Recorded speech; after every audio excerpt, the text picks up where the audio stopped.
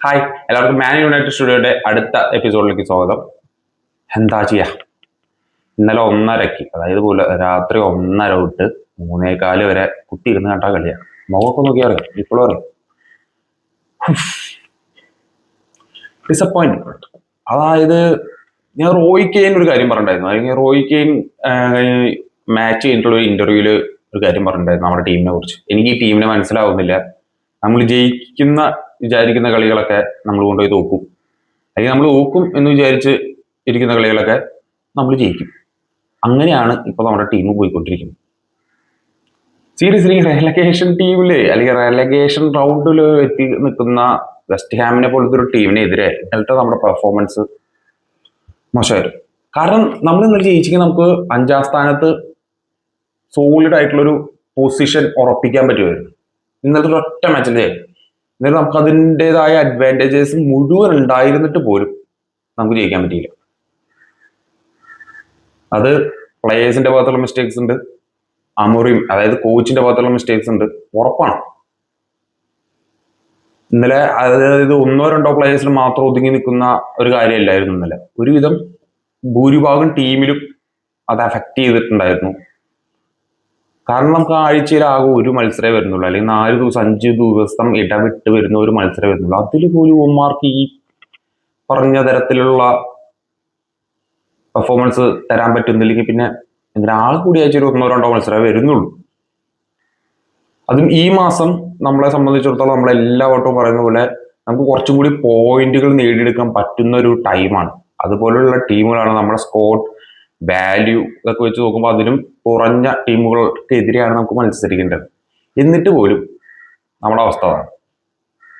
ഇന്നലത്തെ പെർഫോമൻസിലേക്ക് വന്നാൽ എനിക്ക് ആ കൂടി ഓക്കെ അല്ലെങ്കിൽ ബെറ്റർ ആയിട്ട് തോന്നിയിട്ടുള്ളത് ലൂക്ക് ഷോ, കസിമിറോ, മസറോയ്, പിന്നെ ലാമിൻസ് ഓക്കെ ഫൈൻ ആയിരുന്നു. കാരണം ആദ്യത്തെ ഒരു 20 മിനിറ്റ് നല്ല ത്രെട്ട് ഉണ്ടായിരുന്നു. ആ ത്രെട്ടിനെ ഒരുവിധം ഹാൻഡിൽ ചെയ്തിട്ടുണ്ടായിരുന്നു ലാമിൻസ് ഫൈൻ ഓക്കെ തന്നെയായിരുന്നു. ആ 82ാമത്തെ മിനിറ്റിലെ ഗോള് മാത്രം അത് അദ്ദേഹത്തിന്റെ ഒരു ജഡ്ജ്മെന്റ്, അദ്ദേഹത്തിന് മാത്രം കുറ്റമല്ല, കാരണം ഒരു സെറ്റ് പീസിൽ നിന്ന് വന്നൊരു ഗോളാണ്.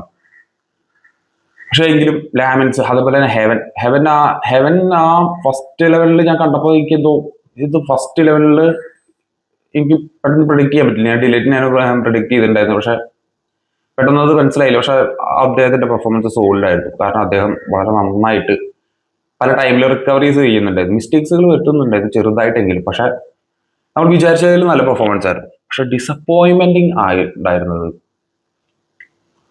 ബ്രൂണോ ഫെർണാണ്ടസ് നമ്മൾ തുടക്കം തൊട്ടേ പറയാൻ തോന്നുന്നു ബ്രൂണോ ഫെർണാണ്ടസിന്റെ പൊസിഷൻ അല്ലത്. പക്ഷെ ഇത്രയും മത്സരങ്ങളായില്ലേ കളിക്കുന്നു. അതിന്റെ ആ ഒരു കാര്യത്തില് കസിമിറോ സ്ട്രഗിൾ ചെയ്യുന്നുണ്ടായിരുന്നു. ചില സമയങ്ങൾക്ക് ആ പുള്ളിക്കാരൻ സ്ട്രഗിൾ ചെയ്യുന്നുണ്ട്. കാരണം ബ്രൂണോ ഫെർണാണ്ടസ് ആ സ്പേസ് കവർ ചെയ്യുന്നില്ല. അതുപോലെ തന്നെ എംബൂമോ പുള്ളിക്കാരൻ പറഞ്ഞിട്ട് കാര്യമില്ല, പുള്ളിക്കാരൻ ആകെ ഫ്രസ്ട്രേറ്റഡ് ആയിട്ടാണ് ഇന്നലെ കളിച്ചതെന്നാണ് എനിക്ക് തോന്നിയിട്ടുള്ളത്. പുള്ളിക്കാരൻ എന്തൊക്കെയോ, പക്ഷെ ആ ഫസ്റ്റ് ഹാഫിൽ ആ കോർണർ സെറ്റ് പീസ് കോർണർ ചെയ്തൊരു കിക്ക് എടുത്തിട്ടുണ്ടായിരുന്നു. സെറ്റ് പീസ് ചെയ്തൊരു പാസ് കിട്ടിയിട്ട് അവിടെ നിന്ന് എംബൂമോ ഒരു കിക്ക് എടുത്തിട്ടുണ്ടായിരുന്നു. അതൊരു ഈ പ്രീമിയർ ലീഗിലെ ഏറ്റവും ടോപ്പ് ഗോളുകളിൽ ഒരു ഗോളാവേണ്ടതായിരുന്നു. പക്ഷെ എന്താ ചെയ്യാ, സേവ് ചെയ്തു. അതേപോലെ തന്നെ അവരുടെ അല്ലെങ്കിൽ വെസ്റ്റ് ഹാമിന്റെ പെർഫോമൻസ്, നമ്മുടെ തന്നെ former Manchester United player Aaron Wan Bissaka, ഈ ചങ്ങാതി ഇങ്ങനെ അവരുടെ ഗോൾ കീപ്പറിനേക്കാൾ കൂടുതൽ ഇന്നലെ ഒരുവിധം സേവുകൾ നടത്തിയിട്ടുള്ളത് എനിക്ക് തോന്നിയിട്ടുള്ളത് ആരോൺ വാബിസാക്കയാണ്. ആ ഒരു ഹെഡർ ഉണ്ടായിരുന്നു ഫസ്റ്റ് ഹാഫിന്റെ ടൈമിൽ ഒരു ഹെഡർ ഉണ്ടായിരുന്നു. അതേപോലെ ഒരു സ്ലൈഡിങ് ടാക്കിൾ ഉണ്ടായിരുന്നു. അതുപോലെ തന്നെ മത്തേസ് കൂനിക്കെതിരെ ഒരു ടാക്കിൾ ഉണ്ടായിരുന്നു. ഞാനത് ആദ്യം വിചാരിച്ചത് ഒരു പെനാൽറ്റിക്ക് പോകും എന്ന് വിചാരിച്ചു. പക്ഷെ അത് റിപ്ലൈ കണ്ടപ്പോഴാണ് ആളുടെ ആ ലെങ്ത്, കാലിന്റെ ലെങ്ത് ഉപയോഗിച്ചിട്ട് ആൾ ആ സാധനം ടാക്കിൾ ചെയ്തിട്ടുള്ള ഒരു രീതിയുണ്ട്. ഇന്നലെ പുള്ളിക്കാരൻ എന്താ ഗോൾ അടിപ്പിക്കില്ല എന്നുള്ള ഒരു ലൈനിൽ മാക്സിമം ആളുടെ പൊട്ടൻഷ്യൽ മാക്സിമം ഇന്നലെ യൂസ് ചെയ്തിട്ടുണ്ട്. പറന്ന് കളിക്കുകയും എനിക്ക് തോന്നുന്നില്ല നമ്മളൊരു ഡെലോട്ടിനെയും ഈ ലിൻഡലോഫിനെയൊക്കെയും ജോൺസിനെയൊക്കെ നിർത്തിയ സമയത്ത് നമ്മൾ പറഞ്ഞു വിട്ട പ്ലെയറാണ്.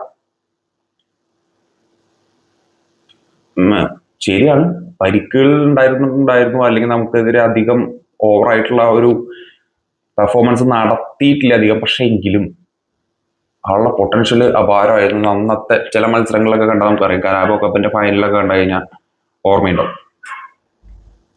ആളുടെ പെർഫോമൻസ്, ചില മത്സരങ്ങളിൽ തരുന്നത്. അതുപോലൊരു പെർഫോമൻസ് ഇന്നലെ നമുക്കെതിരെ പൂട്ടി.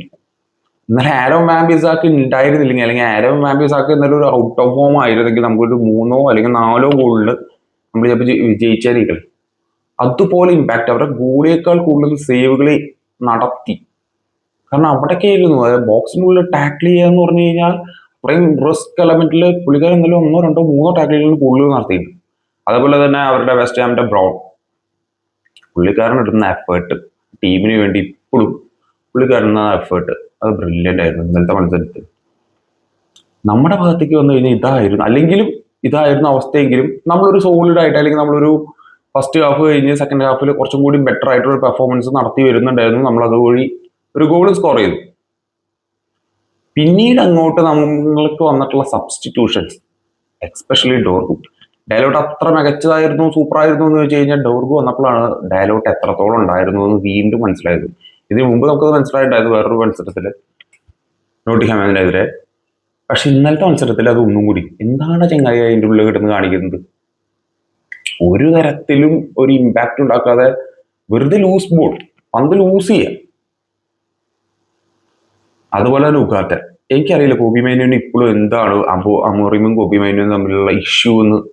കാരണം വീണ്ടും വീണ്ടും ഫെയിൽ ആയിട്ടുള്ള ഒരു പ്ലെയർ ആയിട്ട് ഉള്ള ഉഗാർട്ടെനെ വീണ്ടും നമ്മൾ ഡിപ്പെൻഡ് ചെയ്യേണ്ട ഒരു അവസ്ഥ. ഇന്നലെ ഈ 2 സബ്സ്റ്റിറ്റ്യൂഷൻ വന്നതിന് ശേഷമാണ് നമുക്കൊരു ഗോള് കൺസീഡ് ചെയ്ത് വന്നത്. നമ്മുടെ ടീമിന്റെ മൊത്തം ടെമ്പോ മാറ്റി കളഞ്ഞിട്ടുള്ളത് ഈ 2 സബ്സ്റ്റിറ്റ്യൂഷൻസ് ആണ്. മൊത്തത്തിൽ ചേഞ്ച് ചെയ്ത് കളഞ്ഞു. ഇന്നലെ ലിസാൻഡ്രോ മാർട്ടിനസ് അവസാന 88ാമത്തെ മിനിറ്റിലാണെന്ന് തോന്നുന്നുണ്ട്. ലിസാൻഡ്രോ മാർട്ടിനസ് വന്നിട്ട് പുള്ളിക്കാരൻ കുറച്ചെങ്കിലും എഫേർട്ട് എടുത്തു. അവസാന ടൈമിൽ കൊടുക്കുന്ന ആളുടെ ലോങ് പാസുകൾ, ആള് കുറച്ചും കൂടി സെന്ററിലേക്ക് കയറി വന്നിട്ട് ബിൽഡപ്പ് ഫേസിന്റെ മുകളിലേക്ക് കയറി വന്നിട്ട് കളിക്കുന്ന കുറച്ച് നേരം ആള് ഒന്ന് സെറ്റ് ചെയ്ത് തന്നു. പക്ഷെ ടൈം ഉണ്ടായിരുന്നില്ല. അവസാനം കൊടുത്ത ആളുടെ ക്രോസ് ഒക്കെ ഹെവി ക്രോസ് ആയിരുന്നു. അത് പക്ഷെ നമുക്കൊരു പ്രോപ്പർ സ്ട്രൈക്കർ ഉണ്ടെങ്കിൽ, അത്രയും ഹൈറ്റുള്ള സ്ട്രൈക്കർ ഉണ്ടെങ്കിൽ മേ ബി ചിലപ്പോൾ അത് അതിന്റെ റിസൾട്ട് പറയായിരുന്നു. പക്ഷെ പറഞ്ഞിട്ട് കാര്യമില്ല, നമുക്കിനി വീണ്ടും കളിയുണ്ട്. 4 ദിവസം കഴിഞ്ഞ് വീണ്ടും കളിയാണ്. പക്ഷെ ജയിക്കേണ്ട ഒരു കളി നമ്മൾ കൊണ്ടുപോയി സമനിലയിൽ തൊലച്ചു എന്ന് തന്നെ പറയാൻ പറ്റുള്ളൂ. അല്ലാതെ ഇതിനെക്കുറിച്ച് വേറെ ഒന്നുമില്ല. നമുക്ക് ജയിക്കാമായിരുന്നു. ഇന്നലെ വിചാരിച്ചിരുന്നെങ്കിൽ വളരെ ഭംഗിയായിട്ട് നമുക്ക് ജയിക്കായിരുന്നു. പക്ഷെ വിചാരിച്ചില്ല. പക്ഷെ അടുത്ത മത്സരത്തിലെങ്കിലും ജയിക്കട്ടെ, ഒരു ടീം സെറ്റായിട്ട് വരട്ടെ. കാരണം ഈ ഒരു മാസം നമ്മൾ വീണ്ടും എല്ലാ വീഡിയോയിലും ലാസ്റ്റ് പറയുന്നത്, ഈ ഒരു മാസം നമ്മൾ എടുക്കാൻ പറ്റുന്ന പോയിന്റുകളൊക്കെ എടുത്തേ പറ്റൂ. അപ്പൊ മറ്റൊരു വീഡിയോ ആയിട്ട് കാണാം. ബൈ.